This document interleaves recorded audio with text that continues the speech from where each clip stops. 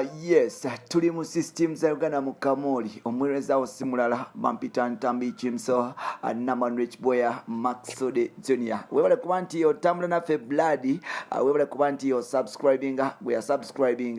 Yes, nakulwalira tukutusaako Momo 19 kogata ne bawe amanyikiddwa nga Daxx Kartel. Now system there, so tugenda kuba tukutusaako ebintu bingi, so nolwekyo nkusaba ekintu kimu blood, soko obeeraawo otule okalire ogamba chaliwo nti akavubuka kali akakutusaago agatalimko nfufa agataliko sino agatalimu kwekwatamu yadde akaze katutuseko n'amalala. Nkugambye gamba chaliwo nti akavubuka kali akantambi Chimso akakutusako gano ne gali kakomyewo kuba nti kakutusako n'amalala mpola omukoto guligomo gwa Uganda Mukamooli. Webale kuba nti otambula naffe, webale kuba nti otwagala, webale kuba nti otuwuliriza, webale kuba nti otulaba, webale kuba nti otufollowinga. Kola ekintu kimu, oliwadde kugenda mu maaso n'okuba nti oleka opinion yo mu comment section awo mpola. Era oliwadde okuba nti nawe otubuulira wajja osanze okuba nti ki kyolowooza ku bintu byonna bye tutaddeyo ng'oyita mu comment section, likinga, commentinga, then otandika okuba nti otambuza video ng'osharinga ku WhatsApp ne Facebook. Nkugambye Bampita Ntambi Chimso Naman Rich Boya. Genda ko wali ku Facebook ononyeko nkozesa Ntambi Chimso. You can follow me on Facebook. Genda ku Twitter nkozesa Chimso 16. Atenga bogenda ku Instagram nkozesa Ntambi Chimso 5. Genda wali ku TikTok nkozesa Chimso 16. Tusobola kugenda fenna mwana wa mama nituba nti twebongako mpola. Nakulwalero nina essanyu okutegeeza nti nkuletedde BBS television presenter amanyikiddwa nga Momo 19 kogata ne bawe amanyikiddwa nga Sulaiman something oba Daxx Kartel.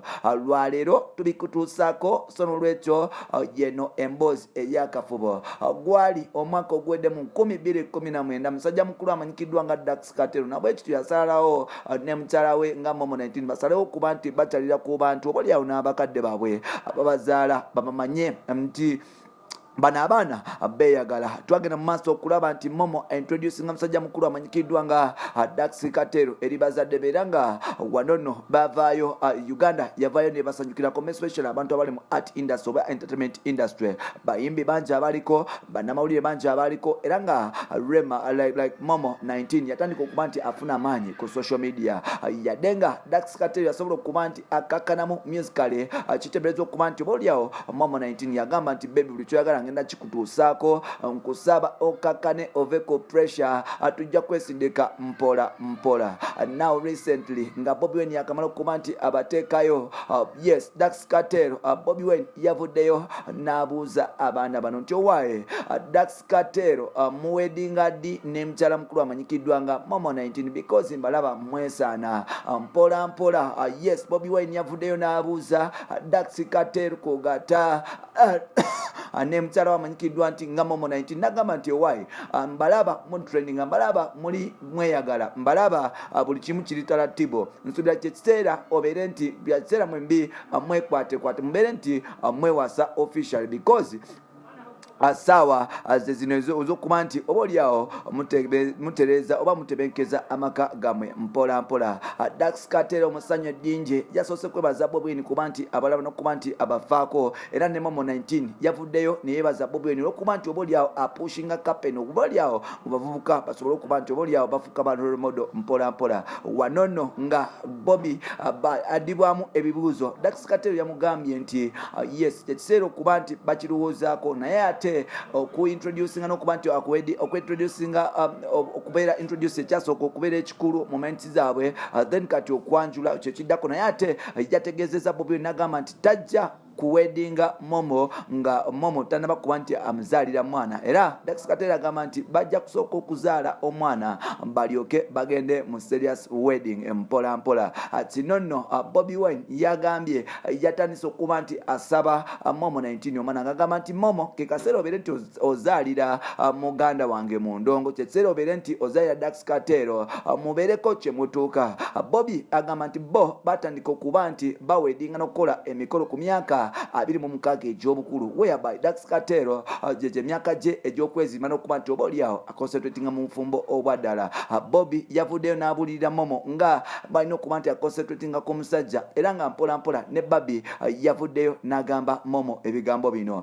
Momo oli muwala muto omulungi nkulaba oyagala nnyo bbaawo continuinga mu maaso n'okuba nti omwagala nkimanyi bantu bangi gy'okolera n'emirimu gy'okola bangi abakukwana bino nno okukukwana si musango gwo wabula okukkiriza guba musango ddala. Kyekiseera obeere nti naawe otandika okuba nti olowooza ku future ne career yo.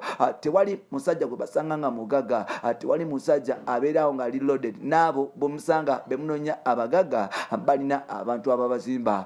Momo nkusaba tula mu ddyayo otandika okuba nti ofumba, otandika okuba nti odevelopinga musajja wo mpola mpola. Nasanga Bobi Wine nga muyaga muzibu anywa enjaye nasula ne kukubo. Nasanga Bobi Wine nga asula mu mwala. Nasanga Bobi Wine nga talina yadde 10. Nasanga Bobi Wine ng'obolyawo n'okunaaba amala ewiiki. Natandika okuba nti nkyusa omwami wange oyo mpola mpola nensoka mutereza mpola mpola mu byobuyonjo n'abeera nti afuuse representable. Wanono tekyamalira nakwata Bobi wange netandika okuba nti tukola era nga buli kasente ke yafunanga Bobi yakanyanjuliranga netandika okuba nti oba oliawo tukaplaningira twatandika okuba nti tusonda sente z'ennyumba and eza plot ne tugula eri we tuli sawa zino Emagerera twatandika okuba nti tuzimba. Bano nno ebintu ebisinga balowoozanga oba nti Bobi tasobola kubituukako. Nakyusa Bobi n'atandika okuba nti ava ne mu bintu by'ekiyaga n'ebyekiyaya era nga Bobi enjaye gye yali anywa ennyingi yagenda mu maaso n'okuba nti agitereza n'okuba nti agikendeezaako mpola mpola.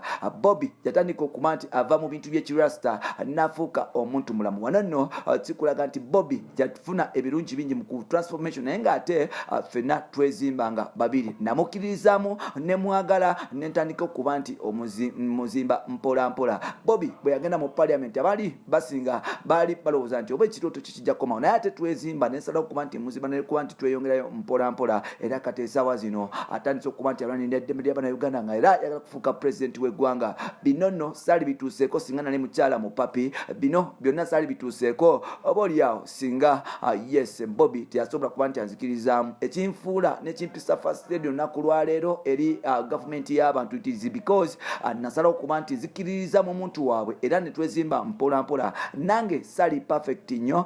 Bobi waliwo byanjigirizanga mpola mpola era buli kyeyangambaga nakiteeka mu nkola nemanga nti oba oliawo twezimba mpola mpola. Saawa zino emu ku kapu ezasinza okuba nti zaagalibwa Bannayuganda n'okuba nti oba oliawo twegombesa bangi naye ng'ate naawe mu regimu yo ey'abavubuka abato new generation musobola okuba nti mukikola osobola okukwata Daxx Kartel n'omukyusa n'omuzimba mpola mpola because qualities z'omusajja zonna zirina. So n'olwekyo muwala wange oba mukwano gwange Momo nkusaba tuula okalire wa Daxx Kartel mubeereko ne kyemwekolera ng'abantu mwezimbe mufuuke abakabi mpola mpola. Barbie bino byonna abigamba Momo 19. Momo 19 yatunulidde Barbie n'amaziga kata gamufulume mu maaso naye ng'ate mbambi bano batutte ekiseera ne bakola ki ne babawulira mpola mpola. Tujjukire nti ba celebrity bangi baagala okubeera ne cup ne power cup naye ng'ate bangi ntono nnyo eziyitamu.